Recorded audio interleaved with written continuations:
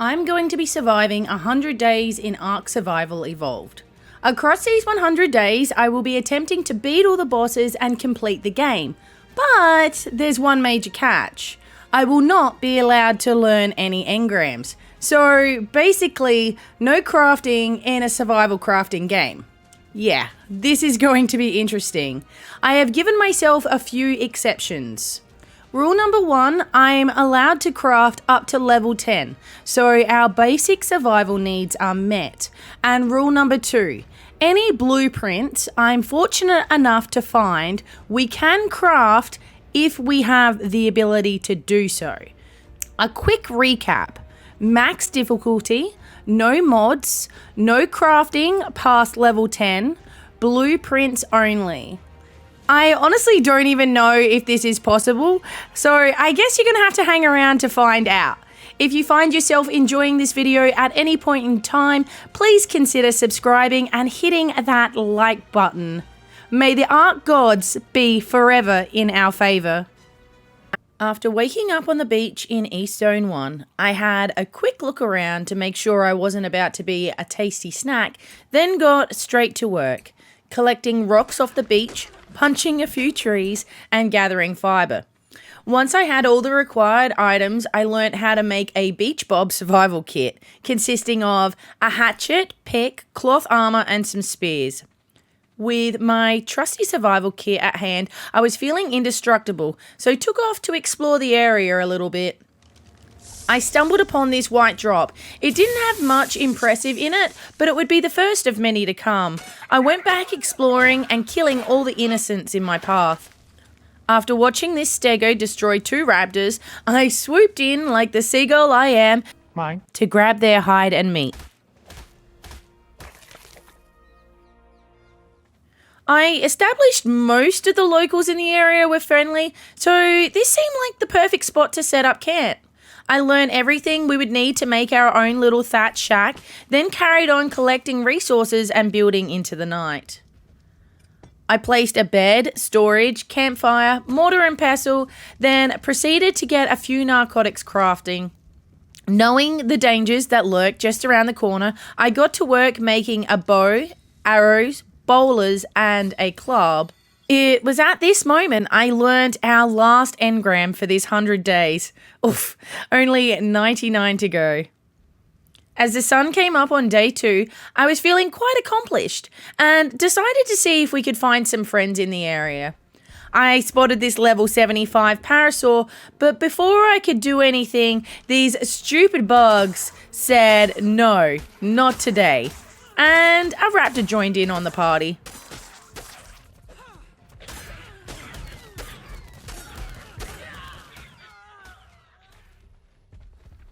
After retrieving all my things, I returned my attention to the parasaur, trapping it with a bowler, then whacking it in the face with a club, hoping it would fall asleep. It broke free and ran straight into the jaws of that snapping raptor.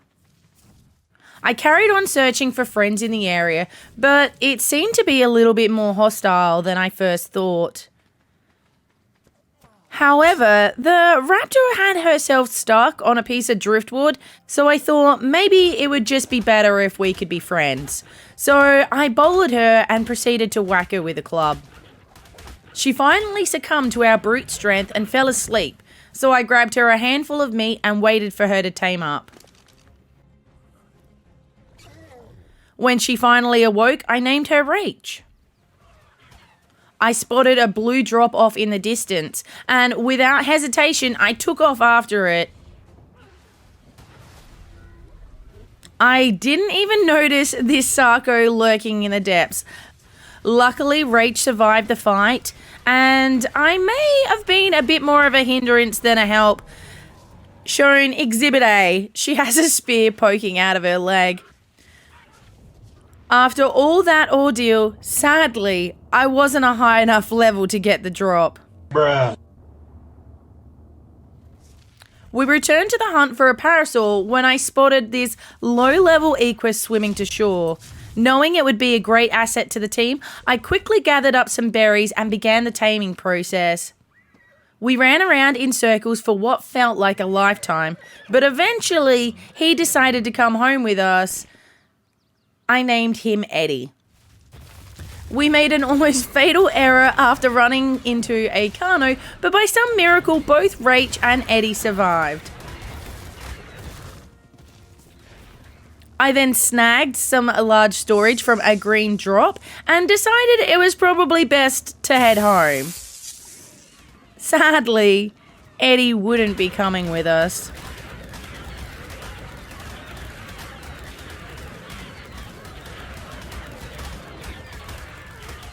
Walk out the door, you see someone that you know and they ask you how you are, and you just have to say that you're fine when you're not really fine, but you just can't get into it because they would never understand.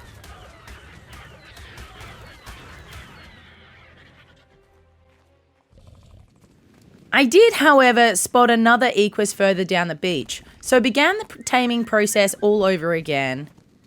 Being a much higher level, I was determined to make Eddie proud and do things right this time. We ran around in circles all night and into the next day. Rach valiantly protected us until we came across a level 140 Callie.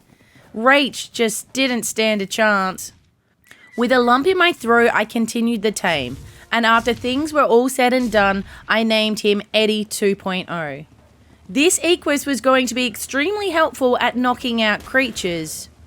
We started to make our way back to base, stopping at this green drop with some hide armor in it on the way.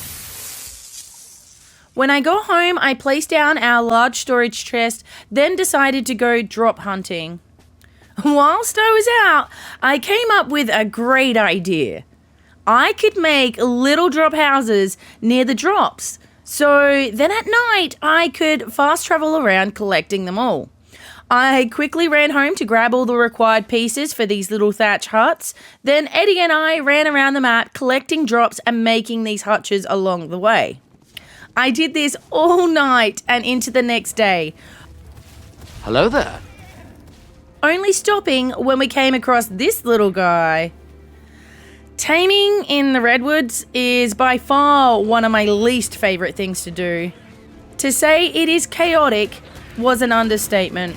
First, it was a raptor, then I was stunned by a microraptor, then Eddie decided to take off after a terror bird, then the terror bird brought his friends over to say hi.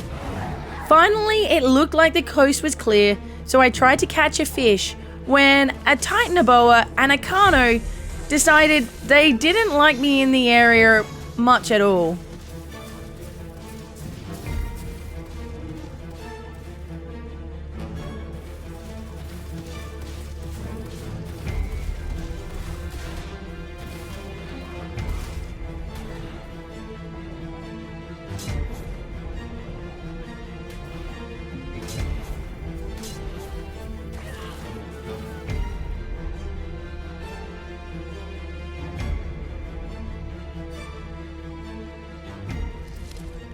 I spawned back in at our closest little drop house and made a run back for it, hoping Eddie would be okay. By some miracle, when I got back, Eddie was indeed still alive. He wasn't in great shape, but nonetheless alive.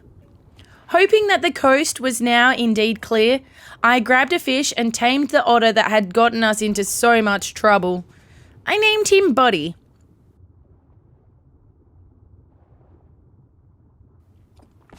We placed down another little drop house and made a run for it. I didn't want to be in the redwoods for longer than I needed to be. On the journey home, we stopped to collect a few drops. After having a very close encounter with this alpha megalodon, I knew it was probably time for us to head home. We made it home just before nightfall.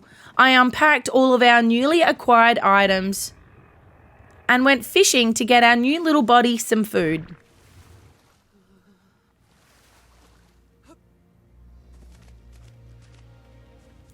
Seeing as how it was nighttime now, what better time than to try out our little drop houses? I fast travelled from bed to bed looking to collect all that loot. I came out empty-handed. I didn't realize that by building these little drop houses, I had effectively drop blocked myself. Feeling a tad defeated, I headed out for our nightly drop hunt on foot. Boy, oh boy, I was glad that I did. The ARK gods were in our favor tonight, collecting a pterodon saddle. I literally jumped for joy, then ran home as fast as my little legs would carry me. The next morning, me and my trusty steed were out hunting for a decent level pterodon when we got jumped by a pair of tech raptors. Thinking that they could be of some use, Eddie knocked them out and I grabbed a handful of meat for them both and returned to the search for the pterodon. There was so many low levels, but I was determined to find something a bit better. Eventually, I settled on this level 70. I bowled him and kicked him in the face until he fell asleep, then grabbed some meat. While the pterodon was taming, both the tech raptors were now awake, so we all headed to the beach waiting for our new friend to wake up. When he finally awoke, I named him Petra, and we went on our first joy flight. I was so excited and not paying attention to his stamina bar when we had to make an emergency landing. I got lucky. Nothing was nearby waiting for us. Happy with our progress so far, I got everyone back to base and named the raptors Rex and Ralph. I then headed out with Petra. As I flew over the swamp, I was keeping a close eye out just in case I was lucky enough to find something that we were going to desperately need moving forward in this challenge. And then I spotted it, a Diplocalyx. Surely she was only a low level, but beggars can't be choosers. I quickly scooped her up and moved her closer to our base for safer taming. After a quick 1-2 from Eddie, she was fast asleep on the beach. Not knowing 100% what she ate, I grabbed some meat and fish and waited for her to tame up. When she finally awoke, I named her Dippy and thought it was time to test her out. She's super slow on land, but in the water, she will be a game changer. Not only is she extremely fast in the water, but seeing as how I can't make any scuba gear, she will be a must for the deep water caves, as one of her special abilities is to give her rider almost infinite oxygen. So as long as I can outrun the Moses and Megalodons, I'll just need to avoid the jellies and we will be alright. Well, maybe. I guess time will tell. Nightfall was quickly approaching and we still have so much of the map to uncover, so I took Petra out to explore and hopefully snag a few good drops. The following day, I made my way to the snow in search for a wolf. I collected a bit of crystal, made a spyglass. This was going to make our life a lot easier. I spotted this level 90 wolf, which would have been a decent start, but the locals in the area seemed to be extremely hostile, so I continued my search. I wasn't having much luck, finding low level after low level. I stopped to grab this blue drop, tried to pick up a doed with Petra, and we both agreed that it was poop that I couldn't. How desperately I wanted a wolf. You see, wolves don't need saddles. So it would be an amazing addition to the team. As day became night, it was time to abandon our search and head out in search of those beautiful drop goodies. After a long night of drop hunting, I headed home in the morning, placed down some more storage, started our thatch to wood conversion, then headed back towards the snow with Eddie. Killing this Sarco on the way sure did pay off. We collected our first metal tool. When I spotted this decent looking tech parasaur, I decided it would be a helpful addition to the team. Unfortunately, there was a hungry raptor lurking, looking for some lunch. And then this happened. I don't quite know how I managed to tame a dillo without feeding it, but we now have a dillo in the group. I left my new little dillo buddy to fend for himself and carried on the journey. We had finally made our way back to the snow, and I wasted no time attempting to knock out this level 145 direwolf. This Daedon was not having a bar of our shenanigans though. Looking back, why didn't I bowler the wolf? I will never know. You are really dumb, for real. They took off running, so I quickly gave chase, losing sight of the wolf. After a heap of searching, I eventually found it, but of course, he had now garnered the attention of 2 Rexes. Offering myself as a sacrifice, I tried to lure the pair away from him, and then went back to knock out the wolf. My attempts were futile, and the wolf met his demise by a pack of hungry hyenas. I did not just run all this way to go home empty-handed, so I continued the search. I spotted a small pack of wolves on the shoreline. While they weren't the strongest bunch, I'm sure they will do. So I kited them down the beach and tried to knock them out. Boy, did I underestimate the power of this small pack.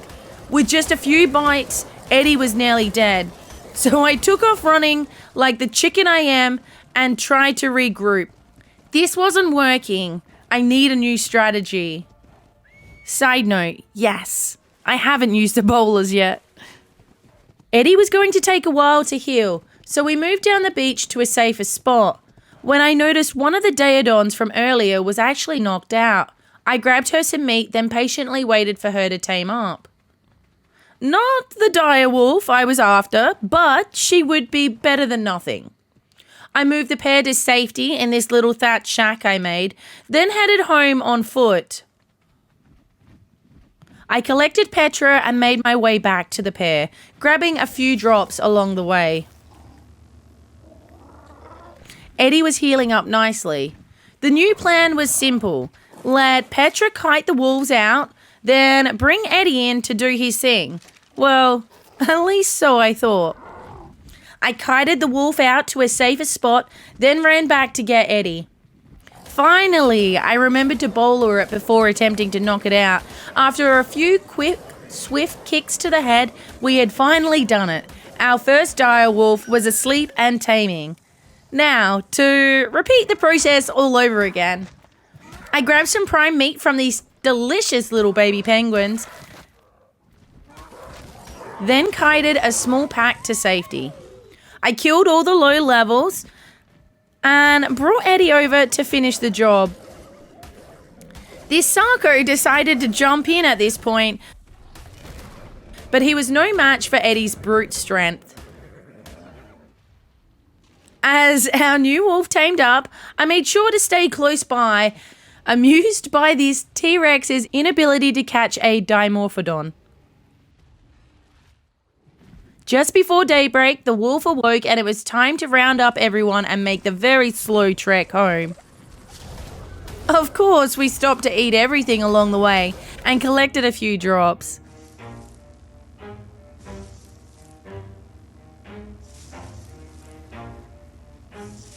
Never stop, I'll get it if I want it. Gotta make to myself a promise. I won't quit, keep going till I got it. I won't give up till I'm on top. Finally, we had made our way home, so I checked out all the goodies we had collected and continued our wood thatch conversion. Ah, yes, it's a beautiful mess. I placed a bit more storage and started to reorganize things. We did pick up this Raptor saddle blueprint, so I collected a bit of fiber and made a saddle for Rex and Ralph. Although they weren't very strong, they look cool as heck and are a lot of fun to run around on.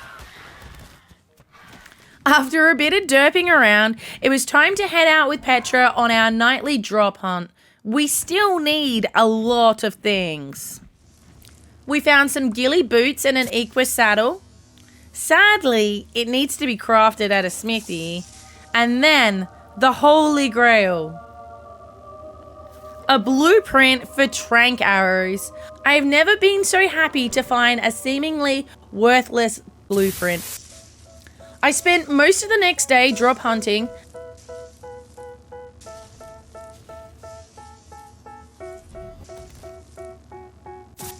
tell me that I'm never gonna make it. They want me to do something that could make sense. They hate when I keep dreaming I'll be famous, but I don't give a fuck, I keep chasing.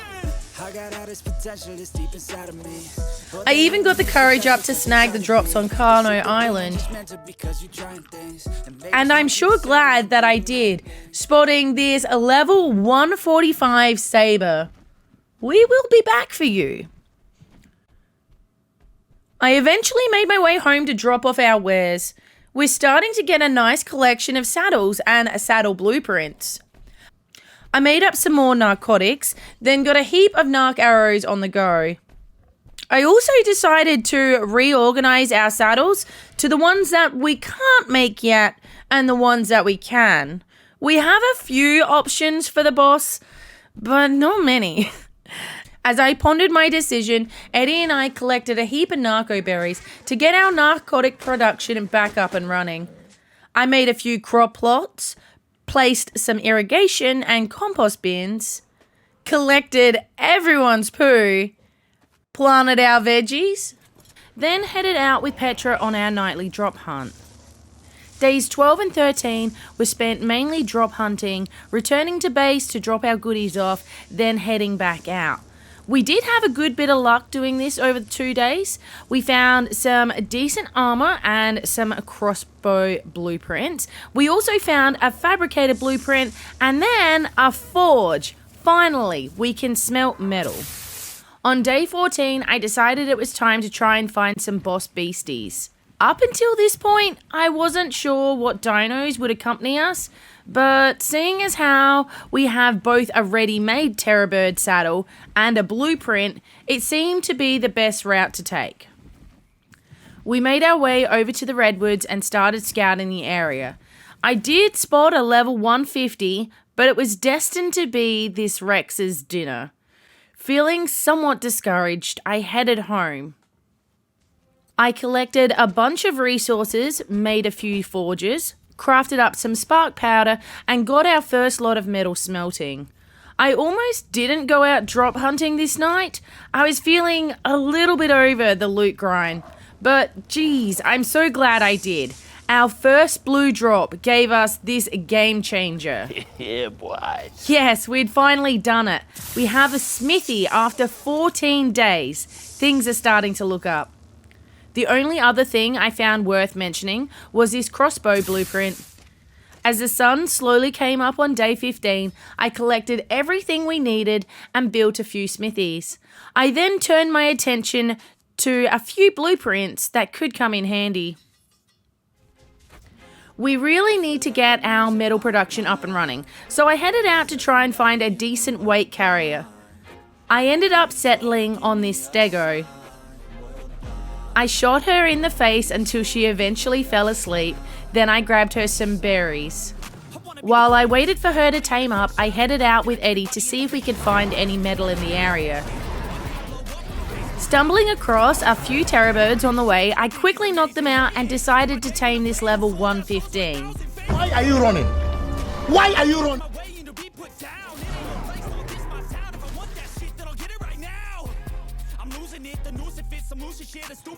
With both the stego and terrorbird taming up, Eddie and I continued our search for metal. Eventually, we came across these metal nodes. I gathered up as much as I could carry, then headed back to base, stopping by to grab Stacy and Tracy on the way. Once everyone was home safely, Tracy and I ran around to wreak havoc on all the dinos in the area, until we spotted this Phiomia. She would be great for poop production, so I quickly knocked her out and tamed her.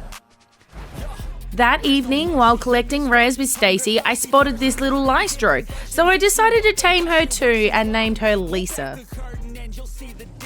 Day 16 was moving day. I packed up all our things, grabbed the troops, then started to make our way towards our new base location. Sure, our spot was nice and all, but moving forward, we really need to be closer to metal.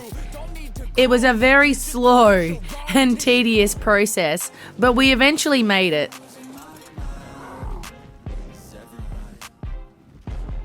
I got to work quickly clearing the area and getting a new base up and running.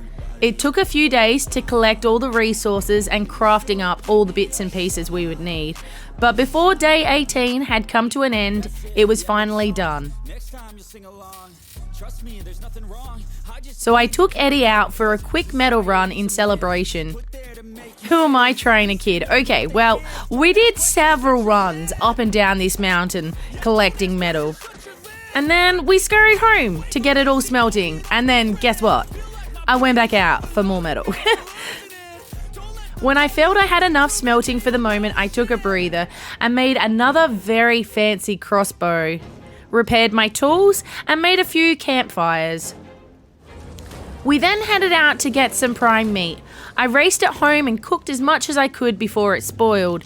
Feeling confident I had everything, I packed Petra up and we headed out in search for that elusive high-level terror bird. On the morning of day 19, we had made our way back to the redwoods and wasted no time trying to find a terror bird. After a heap of searching, I came across a level 150, so I quickly killed off his raptor buddy, moved Petra to a safe spot, then began the taming process. I bowled him, then shot him in the face with tranq arrows until he eventually fell asleep. I also quickly disposed of this raptor before he could become a problem. I grabbed our new little buddy some meat, then Petra and I kept guard until he woke up. When he finally awoke, I named him Trevor, handed him a saddle, and it was time to start making the very dangerous trek home. Things were looking good. We weren't too far from home when all of a sudden we got jumped by a pack of raptors and an alpha cano. Petra wouldn't make it out alive. Trevor and I continued the journey alone. When I made it home, I introduced Tracy to Trevor. Tracy was very disappointed. Trevor was not her type. So I popped Trevor inside for safekeeping. Then out of nowhere, an alpha raptor appeared. The troops took action and the alpha didn't stand a chance. I quickly got to work cooking up all of his tasty prime meat. Satisfied with our efforts, I wore his skull as a show of pure dominance of this island. Day 20 was upon us, and after losing Petra, we are now in the market for a new pterodon. With the help of one of our wolves, we started our search. After a bit of wandering around, I spotted a level 100 and decided that one will have to do. I waited for her to land, bowled her, then shot her with our new fancy dancy crossbow. She went down with only one arrow. I had no idea this crossbow would be this strong. I may need to be careful. While waiting for her to tame up, another pterodon landed close by. It was a level 85, so I figured it'd be worth taking home too. I named them Polly and Paisley, then took the pair home. Seeing as how Tracy was playing hard to get, I headed out with Polly to try and find a suitable mate for Trevor.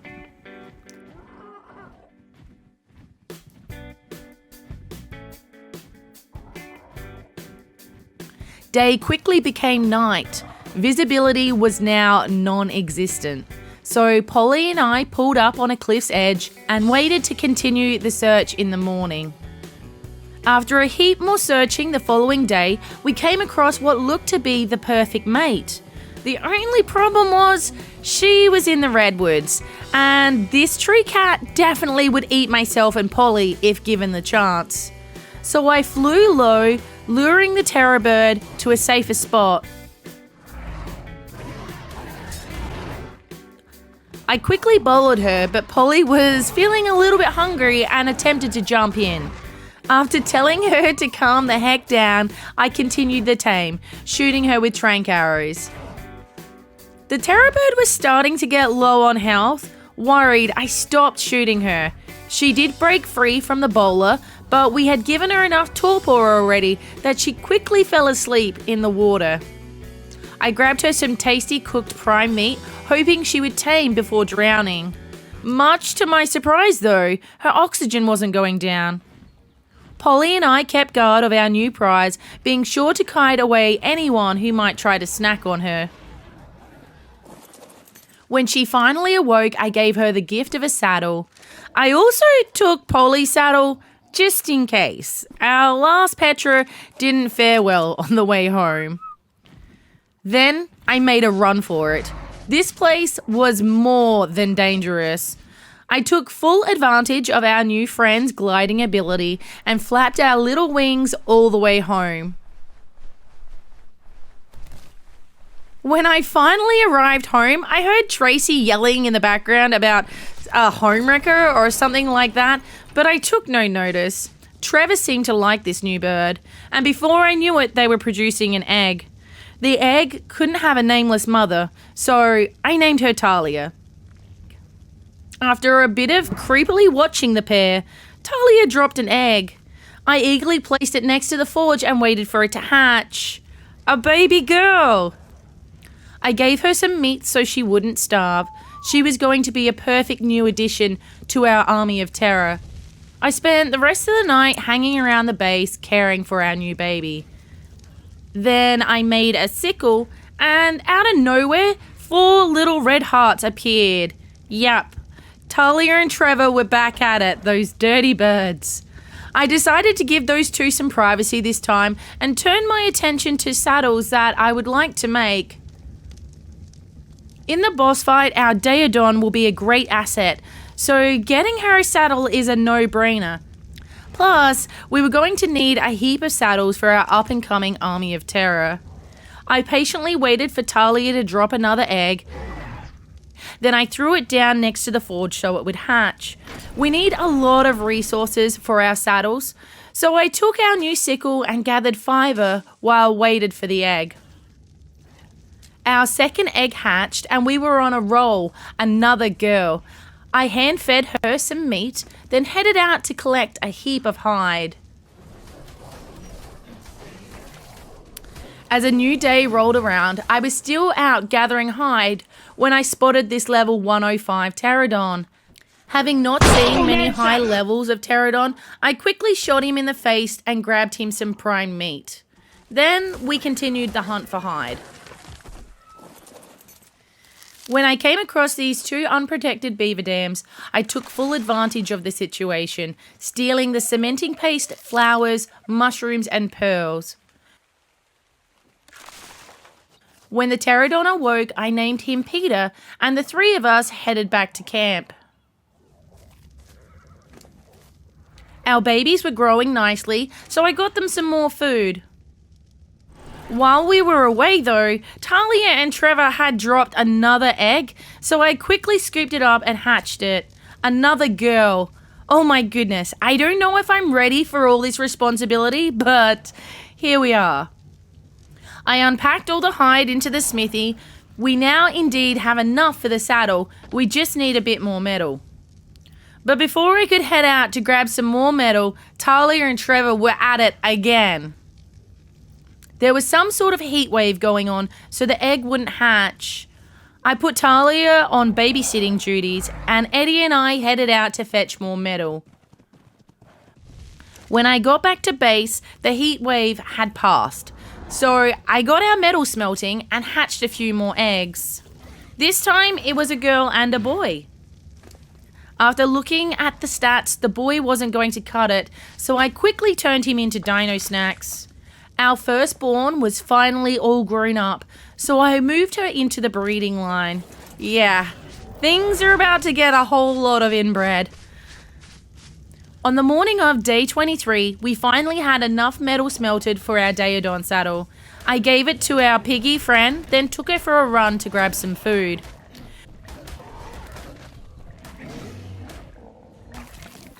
When I returned home, our second lady was also fully grown, so I moved her into the breeding line and they all got busy.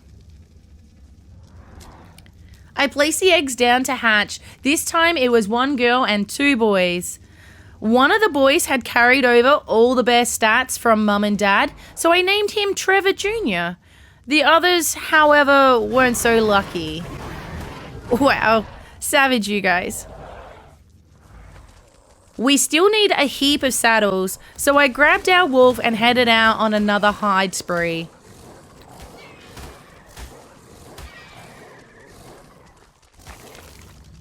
By that evening, we had gathered up enough to make another 2 terrorbird saddles. I got them crafted up, then moved another female into our breeding mosh pit.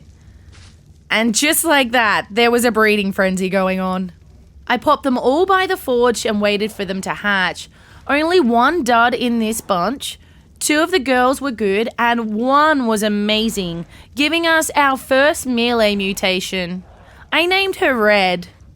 The rest of the day, I mainly hung around the house, breeding more birds and hatching more eggs. As day 24 rolled around, I was feeling like we had made a decent amount of progress, so I returned our attention to collecting some more resources. Once we had enough smelted metal, I went ahead and crafted a saber-tooth saddle, then hatched a few more eggs before calling it a night. When the sun rose on day 25, we were a quarter of the way there. Polly and I headed out in search for that level 140 saber-tooth we had seen a few days ago. After scouring Kano Island, the level 140 was long gone, so I decided to tame this level 125 instead.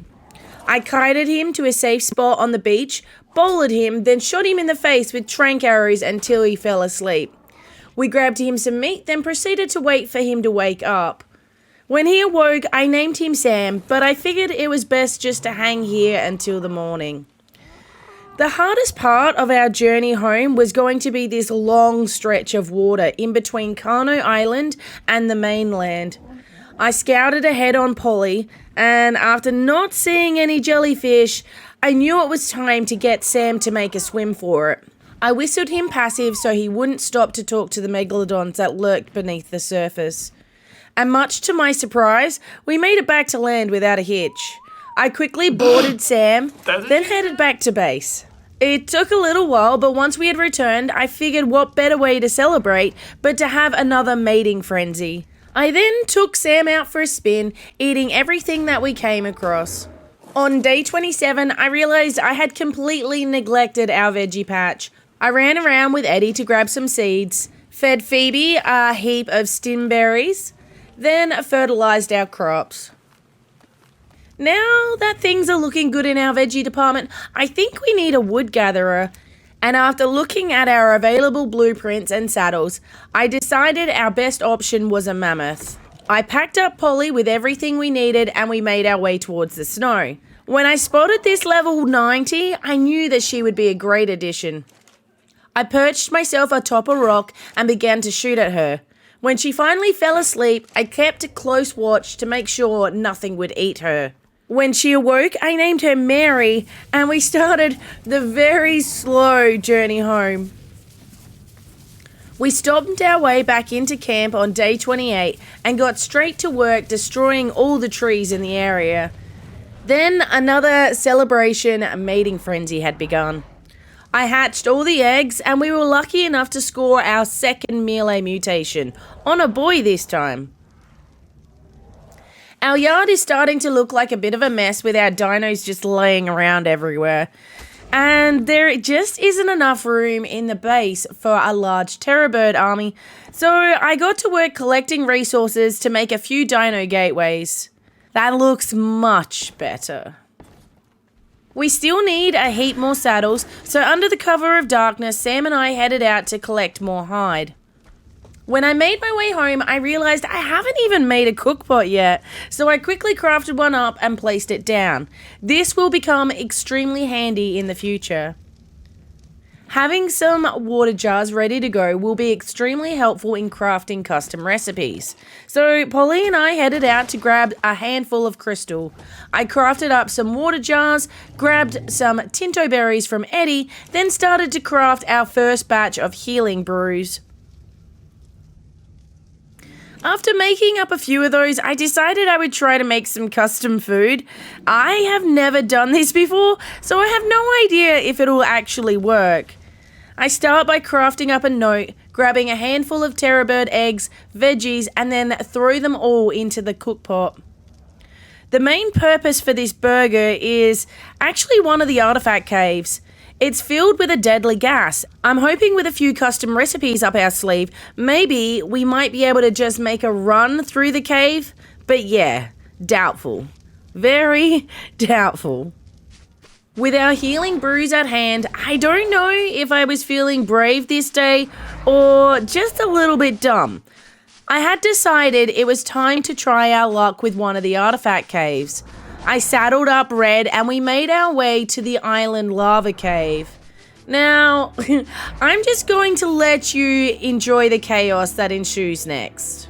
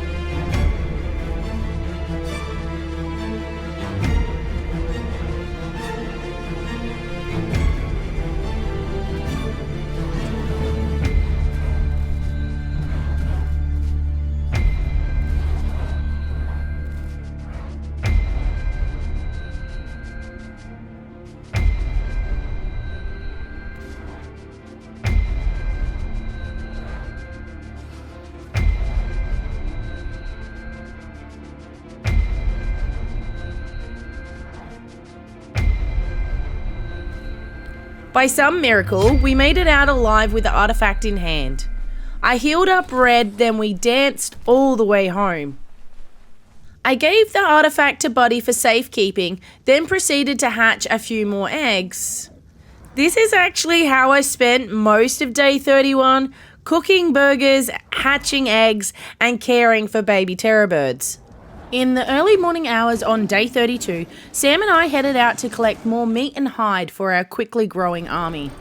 I ran around to make sure everyone had enough food. This has become a somewhat daily ritual for me. Then I packed Sam and Buddy up and we headed out towards the snow in search of a Uteranus, grabbing this red drop on the way. After a while, we came across a level 115 that seemed to fit the bill. This would definitely be a tricky tame though, seeing as how everything in the area wanted to kill us. I got in close to kill the Kano minions, but in the process, the Yudi fear-roared us and we blindly ran around in circles. I quickly realised that this taming method was not going to work. I decided maybe a trap would be better. I gathered up a few resources and made a janky little trap. I was going to use Sam as bait, so now all I had to do was kite the Yudi into the trap. What could possibly go wrong? I got the Yudi's attention, then we booked it out of there, heading towards the trap. I whistled Sam passive and started to trank the Yeti. The Yeti broke free. I ran as fast as my little legs could carry me, but unfortunately I was killed. Knowing both Buddy and Sam were now there all alone, I grabbed Polly and flew back, hoping they would be okay. When I made my way back, sadly Buddy was killed, and to make things more interesting, there now was an Alpha Carno guarding my body bag. It wouldn't be long until I froze to death, so I quickly swooped in, retrieving my stuff, and made my way back to Sam. There he was, just chilling in my broken janky trap. Our Yeti taming efforts were a complete bust. I need to come up with a new plan. So the three of us headed home to figure things out. Maybe it was possible to trap the Yeti, but we were going to need a better trap, so I got to work collecting all the bits and pieces we would need. Janky Trap 2.0 was finally up and running. Now, for the fun part, kiting a Yeti into it. The first attempt was another failure. Somehow I managed to kill this level 130 Yeti due to stupidity. So we went back to the drawing board. I kited another Yeti into the trap. This time I was more careful not to kill it. When she fell asleep, I grabbed her some prime meat, then stood guard until she awoke. Yolanda seemed like a fitting name. Then the three of us made our way back to base. Once back at base, I got to work furiously growing our terror bird army. As a new day rolled round, Polly and I were on the hunt once more. This time not for some furious beast, but for another little otter buddy. Sure, I could never replace Buddy, but an otter was indeed a crucial part of our survival journey. I found a little otter running along the shoreline in the redwoods. After feeding her a few ridiculous-sized fish, she was ours and I named her Ollie. Before heading back to base, I scooped up a few drop pods, then got to building a better hatchery for our terror birds. By day 36, our new breeding and hatchery area was complete. So I got to work rearranging our breeding pairs and hatching even more eggs. As day turned to night and time quickly passed, we had spent the last 34 days breeding, hatching, imprinting, and training our army of terror. By day 70, our army was starting to look good. Polly and I headed out to see if we could find a pair of Rexes. After stumbling across this level 15 and 25, I knew they would be perfect. I knocked them both out, and when the pair were finally tamed up, we made the slow trek home. Under the stars later that night, Robert and Rachel laid an egg. It was then time to get back to breeding. As the sun rose on day 75, Big Blue and I headed out towards our next artifact cave. Our plans were halted after collecting a red drop. Finally, we had an Argentavis saddle.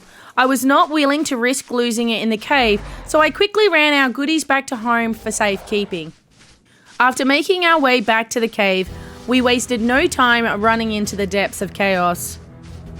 Heading through the tunnels that twisted and turned, knowing that at any point we could become an unsuspecting snack.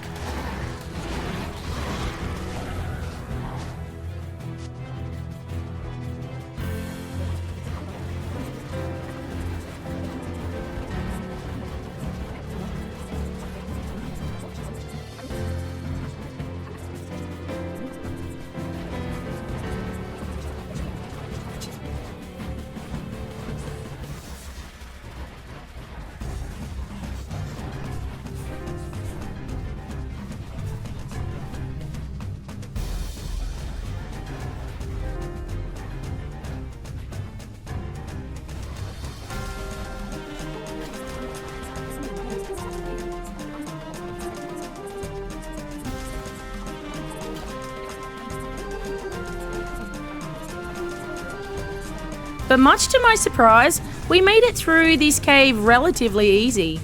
After retrieving the artifact to the clever, we made a run for it, avoiding the nasties on the way out.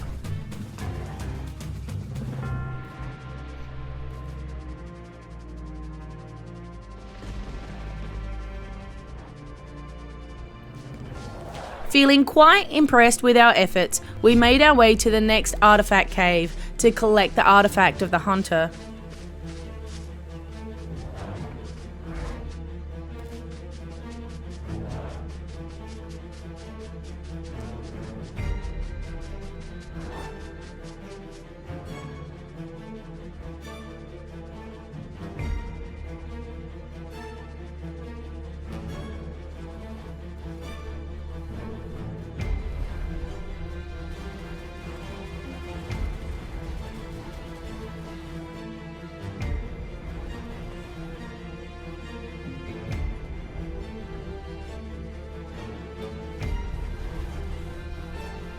Making our way into the cave was quite easy. I grabbed the artifact, then proceeded to make a run for it. I must admit though, I may have got a little bit lost. Then proceeded to run around in circles looking for a way out.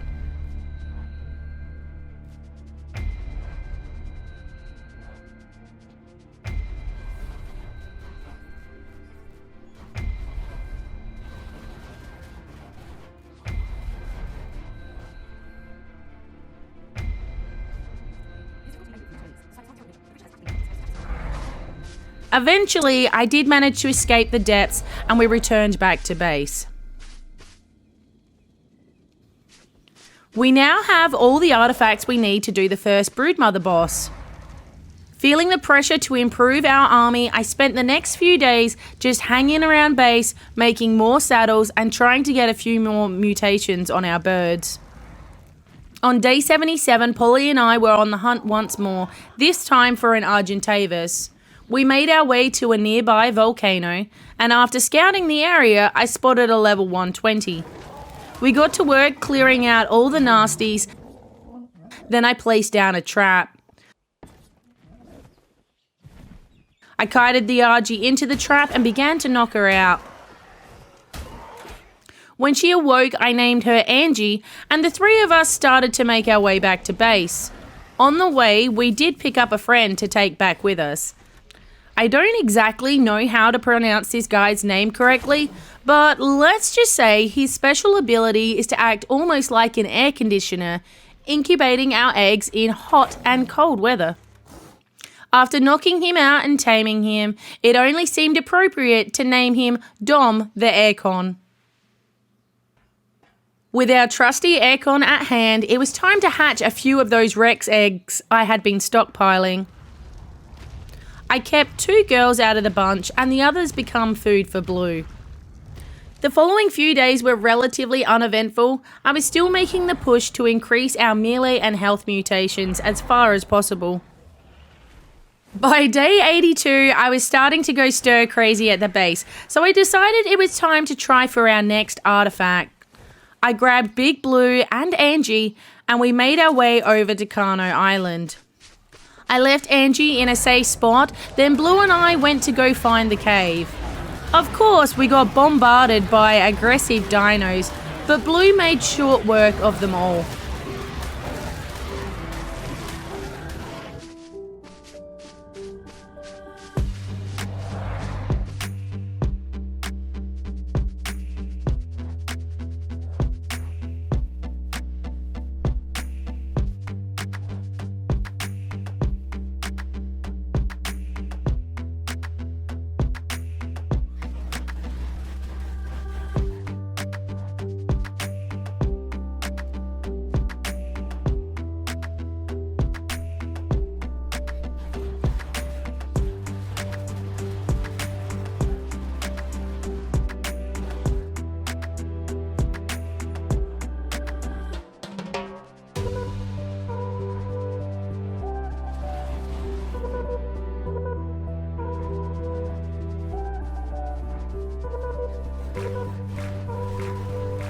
We made our way through the cave quite easily using Blue's glide ability, snagged the artifact of the Devourer, then made a quick run out of there.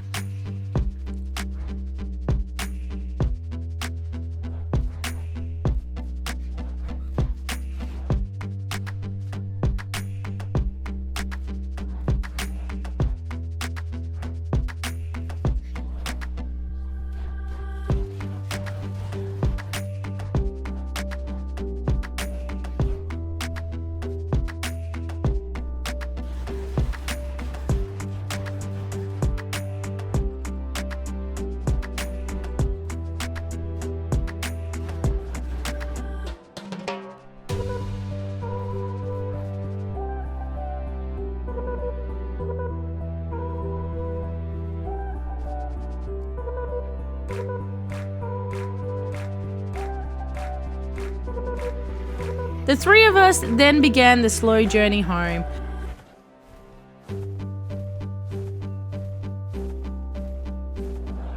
And I got straight back to work breeding our birds. At this point, I'm very much aware of the fact that we are quickly running out of time.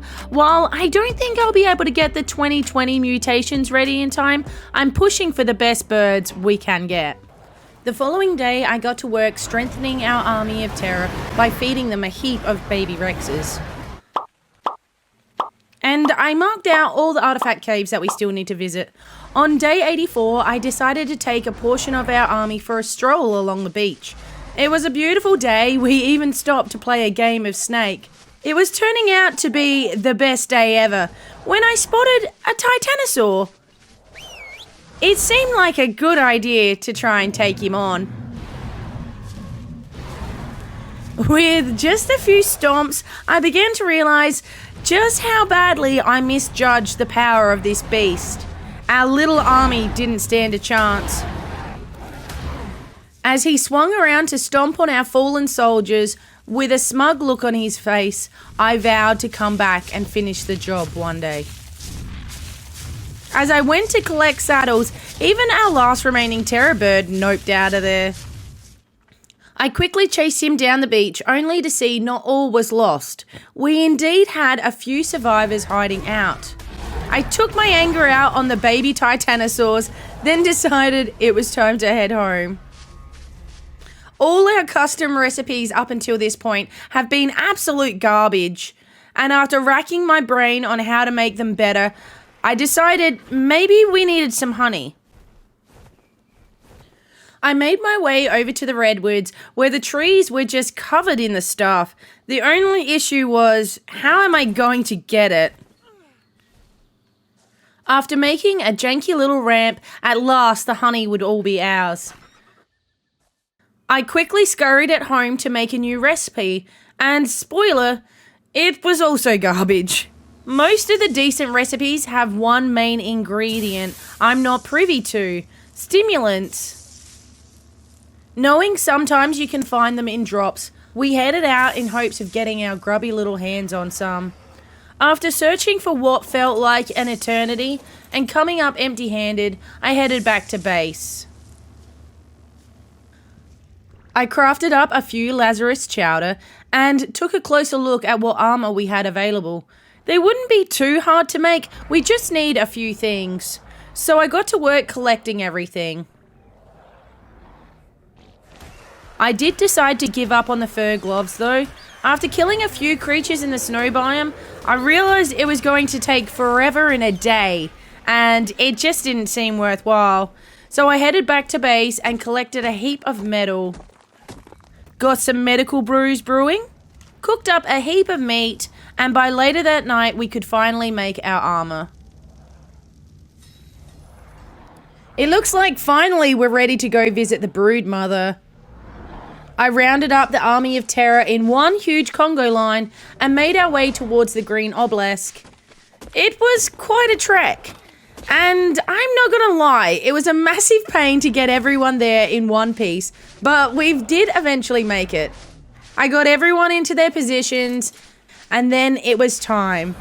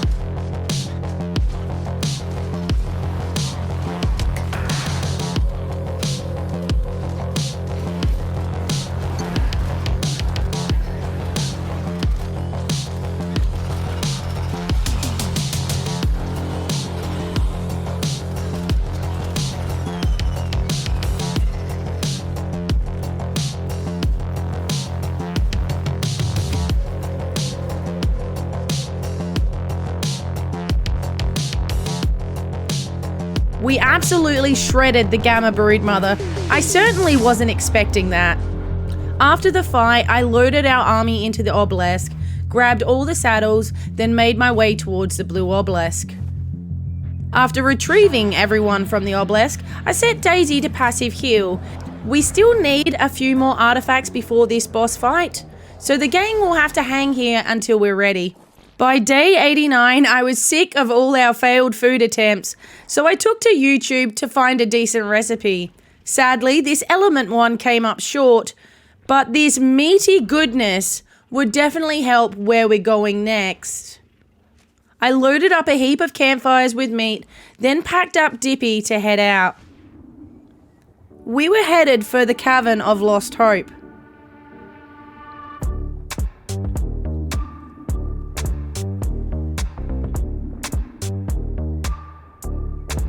We made our way there without a hitch. Things were looking good. Now, I just want you to take notice of my hotbar. I've spent literal hours cooking up all the recipes for this very cave, and I forgot to bring any of them.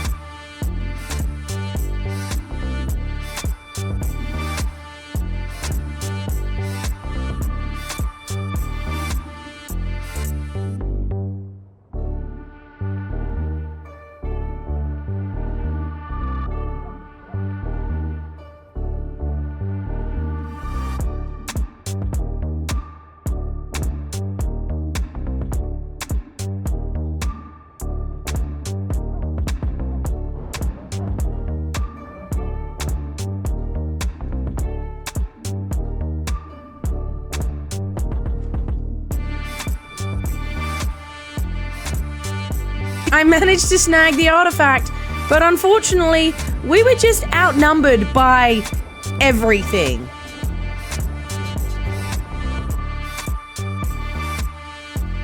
Hoping I could get back quick enough to retrieve my bag, I grabbed Angie and took off in search of another Diplo. When I found one, I moved it to a safer spot to knock out. When it tamed up, without any hesitation, I jumped straight back into the water. Even though I had no armor or bruise, this run was looking really good. Until... Name's Bruce. Out of nowhere, popped this megalodon to say hi. Safe to say, we wouldn't be making it out of there alive. So, we went back on the hunt looking for yet another slippery friend. This level 85 must have had a death wish. It was trying to break up a fight between a Rex and a Racer. Knowing it would need a little bit of time to heal, I popped it in the hatchery with Blue overnight. Then went back to collecting up more metal for our armor. As it poured with rain, our new little Diplo was healed and ready to be tamed. I knocked her out, and while she tamed up, I went to go massacre an entire population of penguins. When I returned back to base, I got our armor crafting, then decided it might not be a bad idea to get Dipper a few extra levels. So I fed her a few of our baby Rexes. Then we made our way back to the depths.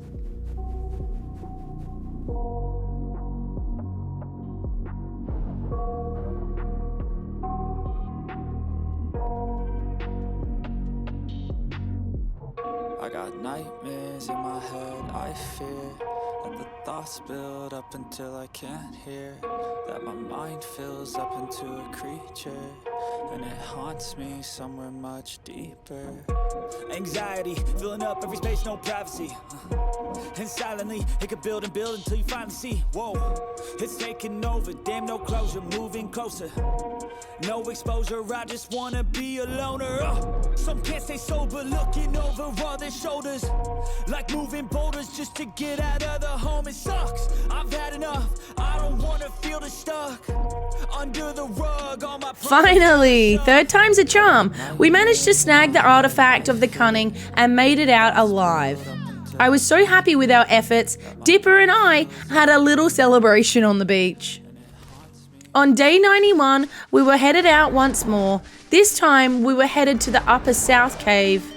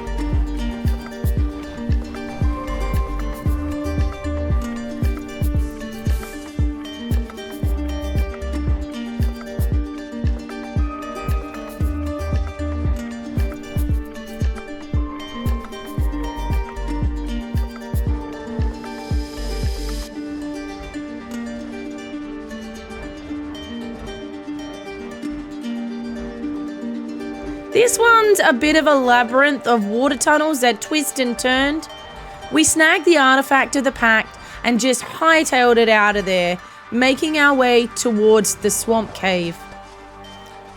This cave is going to be one of the hardest of our challenge. I have no scuba gear or gas mask.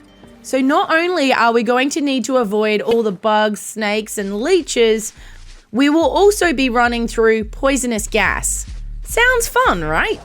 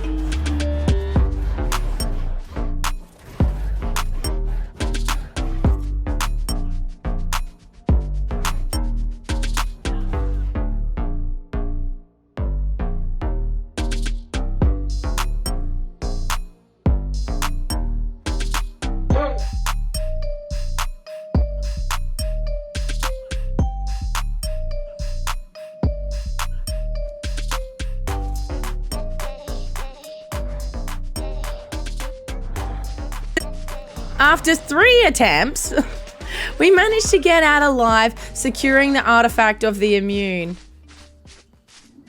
Seeing as how we're on an artifact roll right now, the very next day we were on the hunt for the artifact of the Brute in the Caverns of Lost Faith.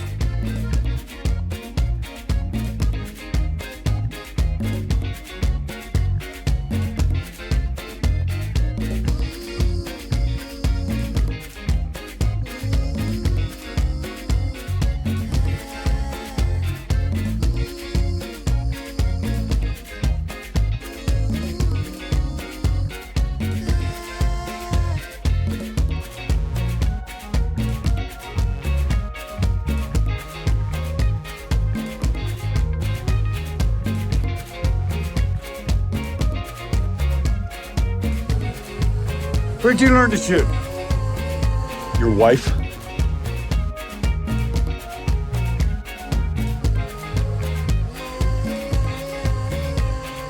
This one was a little bit easier than the others.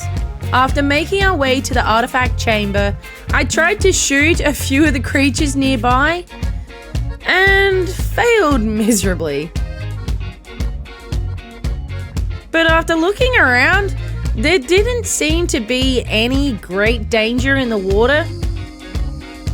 So I took a deep breath and dove straight in, snagging the artifact of the Brute. I dropped Dipper at home, then proceeded to hunt down the Northwest Cave, home to the artifact of the Sky Lord.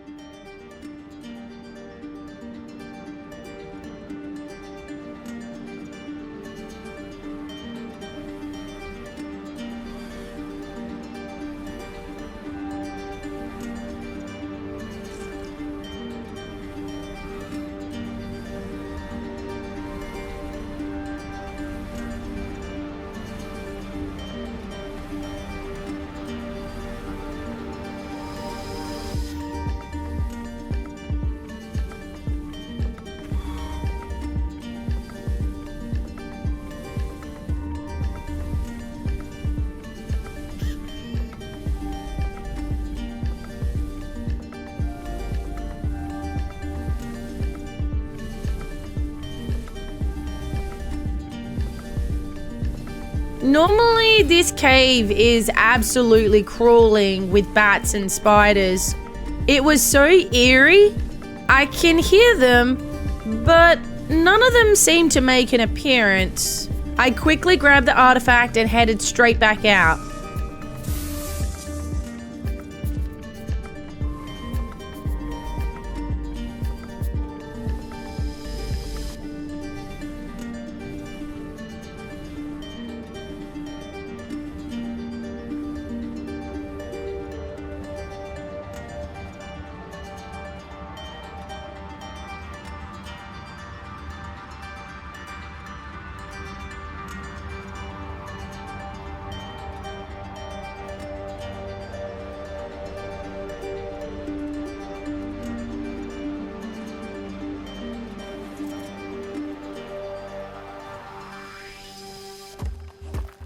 On the way back home, I grabbed some oil and crystal, then slaughtered another colony of penguins, then made my way back to base.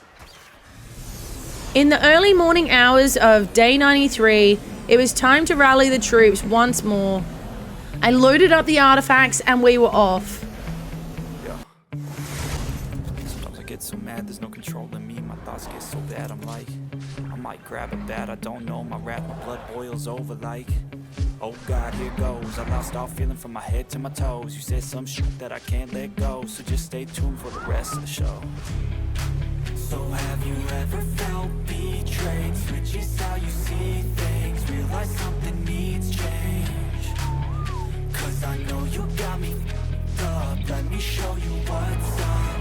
Cause enough is enough. I'll take a face full of pavement just to make a statement. I know there's no turning back. Oh God, adrenaline wasted, so mad I can taste it. I know there's no turning back. I'll do what it takes, I ain't making mistakes like that. I'll put it on your face to make you go take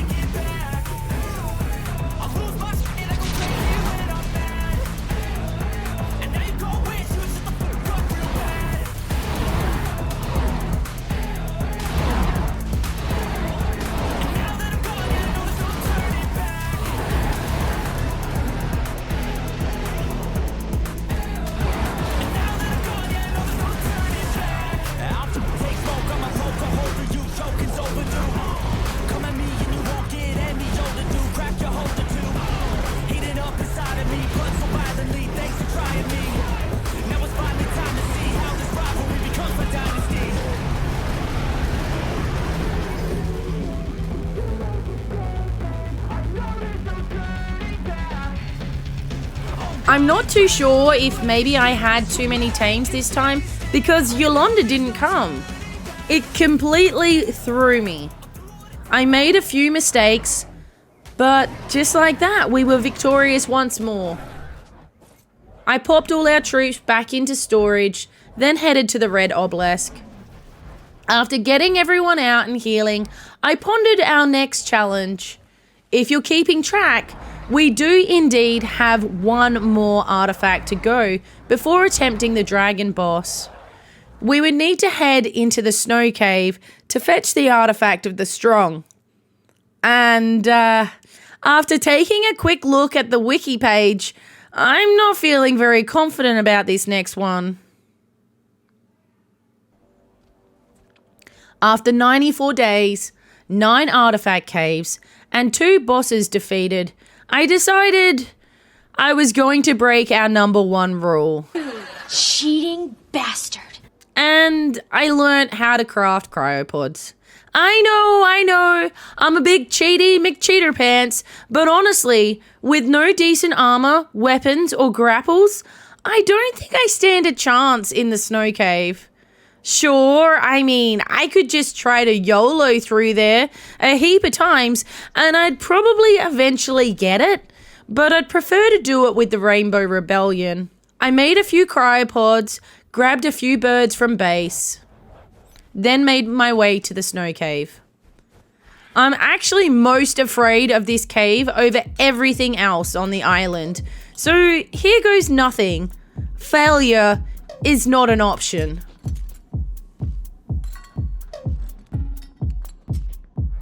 Samurai sword on my back. You don't know how to act. Maybe you should relax. Maybe you should relapse. Just kidding.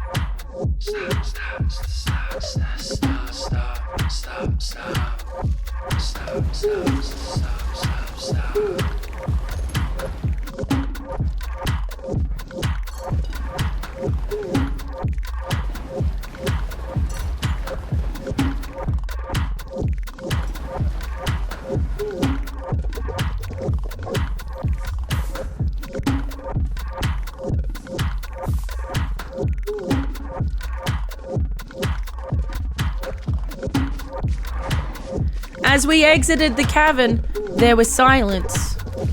We were indeed the last bird standing. I said a quick farewell to the fallen, then made our way back to the base. I had no time to waste. We were actually halfway through day 95. That cave had taken a lot more time than I first thought. I repaired our gear, grabbed some food supplies, then made my way to the red obelisk. I double-checked our numbers and did some last-minute healing. Then it was time. Dragon Boss, here we come.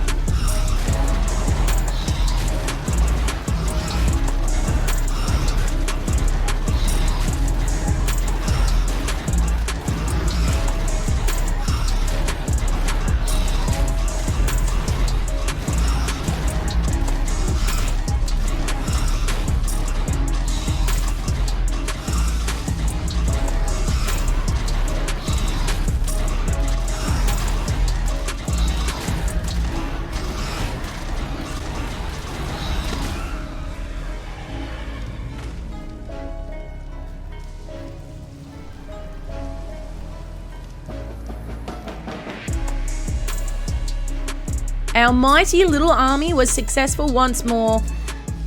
It looked like Yolanda copped most of the dragon's brunt. I brought the med crew in to do her thing, and then it was time to get everyone together for the long journey home. We all made it back in one piece. I placed down our boss banners and reflected on just how far we have come. Then I got straight back to work prepping for our next big fight, the tech cave. I even made Ollie her very own helmet. I gathered the troops and it was time to go. The journey wasn't going to be an easy one, nor would the fight that lies ahead.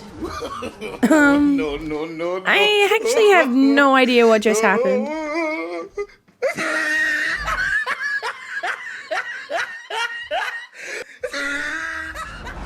By nightfall, we were almost halfway there, but progress was slow. And not being able to see much was becoming an issue, so we pulled up and camped next to the swamp for that night. And as soon as the morning rolled round, we were off and trekking once more. We still have quite a journey ahead of us. By day 99, we had finally made our way to the volcano. After getting everyone organized, it was finally time. Now, to get everyone inside. My plan was simple. I'd run ahead with a few birds, killing everything in our way, then run back and retrieve the rest of the group. I also took full advantage of the lava, kiting nasties into it wherever I was given a chance.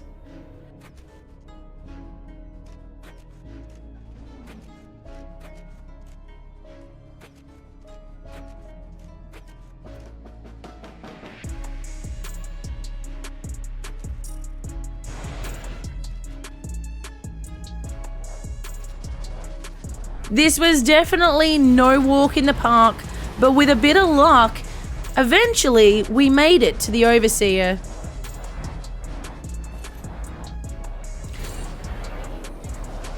As I made the final approach to our last boss, I took in a moment to look back on the last 99 days. And even if we don't conquer this final boss, I'm happy with our achievements thus far. Who am I trying to kid? Let's smash this.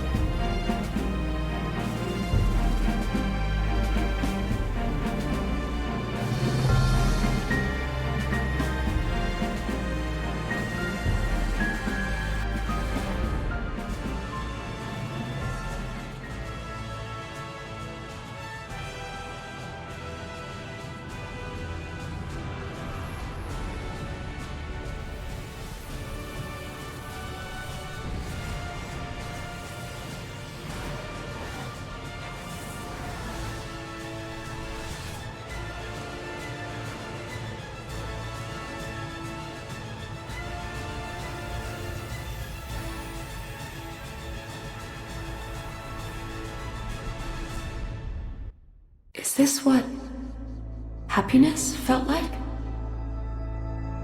Love? No. This is more like pride. Yes, that's it. I'm proud of you, Survivor. You've accomplished what few have. You've ascended. I once did too, when I was her. Helena. She was an explorer too. And like you, she traveled the arcs and discovered their secrets. You're following in her footsteps. Keep going. Discover what became of Helena and her friends. Survive the many challenges ahead, and you'll find me here waiting for you. Together, we may yet be able to save our world.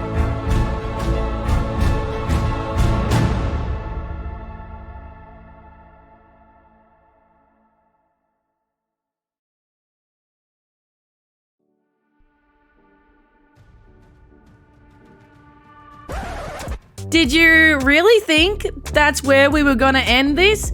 We have one thing left to do. And dying in your beds many years from now, would you be willing to trade all the days from this day to that for one chance, just one chance, to come back here and tell our enemies that they may take our lives, but they'll never take our freedom!